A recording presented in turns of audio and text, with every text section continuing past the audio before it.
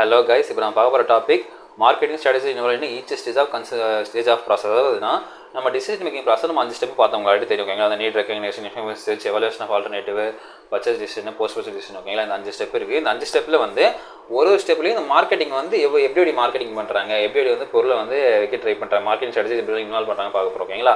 சரி வாங்க வீடியோக்குள்ளே போவோம்.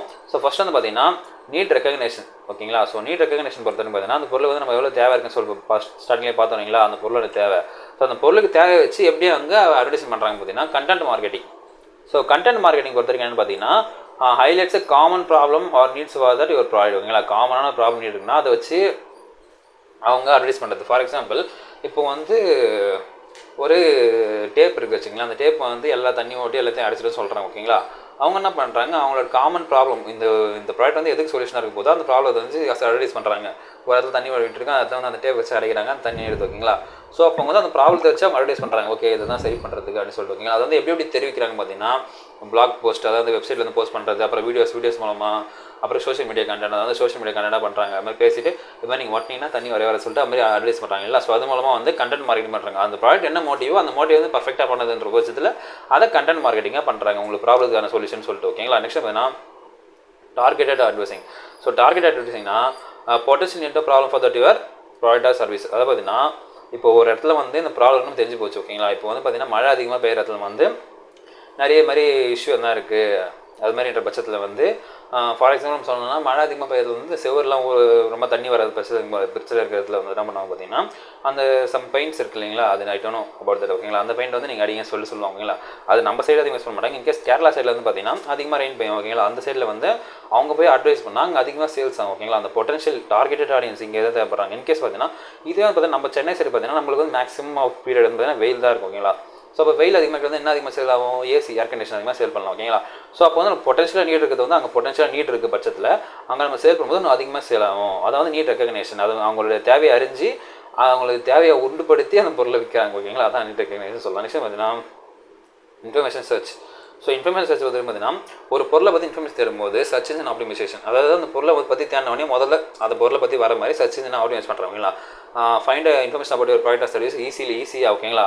அதாவது நீங்கள் உங்களோட ப்ராடக்ட்டை பற்றி நிறைய வெப்சைட்டில் போடணும் ஓகேங்களா. நாட் ஒன்லி இன் ஒரு வெப்சைட், உங்கள் வெப்சைட்டில் வந்து போட்டால் அவங்க வந்து வரும், நிறைய வெப்சைட்டில் போடணும். அப்போ தான் உடனே போட்டாலும் டக்குன்னு வரும். ஃபார் எக்ஸாம்பிள் இப்போ சர்ச் இன்ஜினா கூகுள், யாஹூங்கெலாம் சர்ச் இன்ஜின், அவங்கள பற்றி இப்போ ப்ராடக்ட்டை பற்றி இப்போ ஏபிசி ப்ராடக்ட் போட்டால் உங்கள் ப்ராடக்ட்டை பற்றி எல்லாம் வரணும் ஓகேங்களா. ஸோ அப்படி வரும்ன்ற பட்சத்தில் மட்டும்தான் இன்னும் ஈஸியாக இருக்கும் ஓகேங்களா. மக்களுக்கு ஆக்சஸ் பண்ணுறதுக்கும் அந்த ப்ராடக்ட் தெரிஞ்சுக்கிறதுக்கும் ஃபைன் இன்ஃபர்மேஷன் ஓகேங்களா.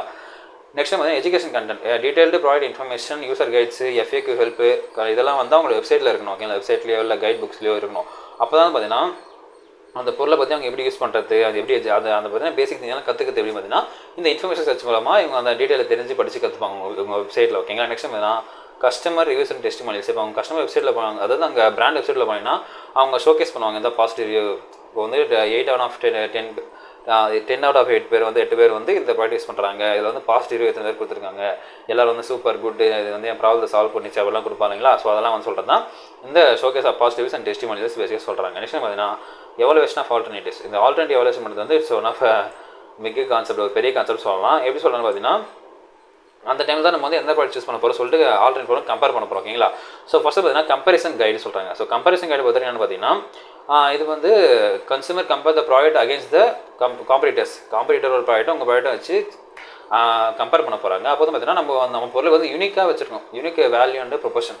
நம்ம என்ன தான் நம்ம காமனாக எல்லாமே சேமாக இருந்தாலும் உங்கள் ப்ராடக்ட்னு சொல்லிட்டு யூனிக்காக ஒரு ஃபீச்சர்ஸ் வச்சுருந்தோம் ஓகேங்களா. ஃபார் எக்ஸாம்பிள் இப்போ 10,000 செக்மெண்ட் கீழே வந்து பார்த்தீங்கன்னா ஃபாஸ்ட் சார்ஜிங் மொபைல் நிறைய கிடையாது, பட் ஒரு மொபைலில் 2 மொபைல் இருக்குது ஃபாஸ்ட் சார்ஜிங். ஸோ அப்போ என்ன பண்ணீங்க, நீங்கள் மொபைலில் வந்து ஹைலைட் பண்ணுறீங்க fast charging enabled, fast charging இருக்குது அப்படி சூப்பர் ஃபாஸ்ட் சார்ஜர் சொல்லிட்டு டிஃப்ரெண்ட் வேல வந்து சொல்கிறோம். அதை சொல்லும்போது என்ன பண்ணுறாங்க, ஓகே அப்போ நம்ம தான் ஃபாஸ்ட் சார்ஜர் இருக்குது கம்பேர் பண்ணி அதை வாங்குறாங்க இல்லை. கம்பேர் பண்ணுறதுக்கு ரொம்ப யூஸ்ஃபுல்லாக இருக்குது. நெக்ஸ்ட் பார்த்தீங்கன்னா டிஸ்கவுண்ட் அண்ட் ப்ரொமோஷன். இவங்க வந்து இப்போ இந்த ஃபாஸ்ட் சார்ஜ் சொன்னாங்கன்னா டிஸ்கவுண்ட் ப்ரொமோஷன் பார்த்தீங்கன்னா நாங்கள் வந்து டிஸ்கவுண்ட்டில் தரோம், ப்ரொமோஷன் தரோம், 500 ஆஃப் 1000 rupees ஆஃபரில் தரோம் சொல்கிறாங்க ஓகேங்களா. ஸோ அப்படின்னும் போது ஆல்ரெடி பண்ணும்போது ஓகே இது கம்பேர் பண்ணுறது நமக்கு 1000 மிச்சமாக அதை வச்சு நம்ம ஹெட்செட் இல்லை ஸ்மார்ட் வாட்ச் எதனா வாங்கலாம் சொல்லிட்டு டிசைட் பண்ணுறாங்க கன்சூமர் ஓகேங்களா. ஸோ அப்போ இந்த ஆல்டர்னேட்டிவ் எவல்யூஷன் பண்ணும்போதும் இது ஒரு மெயின் கான்செப்டாக இருக்குது, டிஸ்கவுண்ட் அண்ட் ப்ரொமோஷன். நெக்ஸ்ட் பார்த்தீங்கன்னா கிளியர் டிஃப்ரென்ஷியேஷன். இப்போ ஒரு பொருள் நான் கம்பேர் பண்ணுறோன்னா நமக்கும் காம்படிட்டருக்கும் எவ்வளோ கிளியராக டிஃப்ரென்ஷியேட் ஆகுது.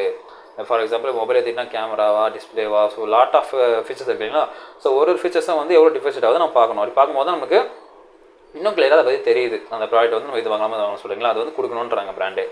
நெக்ஸ்ட் பார்த்தீங்கன்னா purchase decision. So purchase decision பொறுத்த வரைக்கும் இதுதான் ஃபைனல் ஸ்டெப்பு, முன் ஸ்டெப்பு. இப்போ வந்து பார்த்தீங்கன்னா கால் டு ஆக்ஷன் ஆப்டிமைசேஷன். இப்போ ஒரு பொருள் வாங்க முடிவு பண்ணிட்டாங்கன்னா அதை டக்குன்னு வாங்கக்கூடிய ஈஸியாக இருக்கணும், ஓகேங்களா, ஈஸி டு ஹேண்டிலாக இருக்கணும்.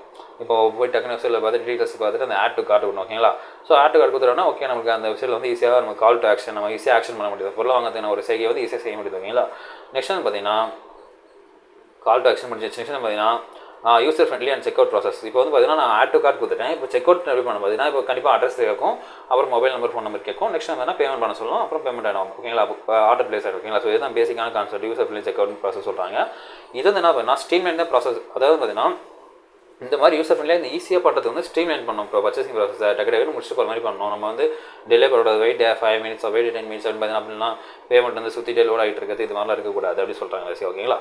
நெக்ஸ்ட் பார்த்தீங்கன்னா customer support and assistance. So இப்போ இன்கேஸ் வந்து ப்ராடக்ட் வந்து பர்ச்சேஸ் அப்படியே கார்ட்டில் விட்டு அப்படியே விட்டாங்கன்னா கஸ்டமர் கேர்லேருந்து கால் பண்ணி நீங்கள் உங்கள் கார்ட்டில் இருக்குது, நீங்கள் ஒன்றும் வாங்கலைன்னு சொல்லிட்டு அது மாதிரி கேட்குற அளவுக்கு கஸ்டமர் சப்போர்ட் சர்வீஸ் இருக்கணும். இன்கேஸ் வந்து அவங்க பேமெண்ட் பண்ண தெரியல, கேஷ் ஆன் டெலிவரி கொடுக்கணும் அப்படின்னாலும் அதை கஸ்டமர் கேர் சப்போர்ட் கன்ஃபார்ம் பண்ணிவிட்டு அவங்க ஆர்டர் கன்ஃபார்ம் பண்ணணும், ஓகேங்களா.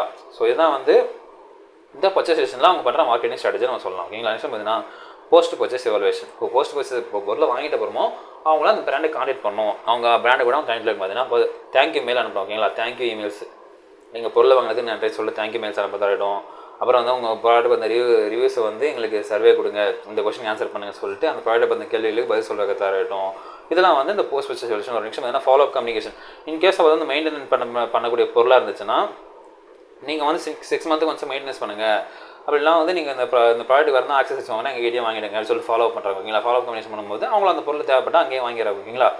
ஸோ இதங்க இந்த வீடியோ உங்களுக்கு பிடிச்சிருக்கும்னு நினைக்கிறேன். நம்ம அடுத்த மீட் பண்ணோம், அதே வீடியோ உங்களுக்கு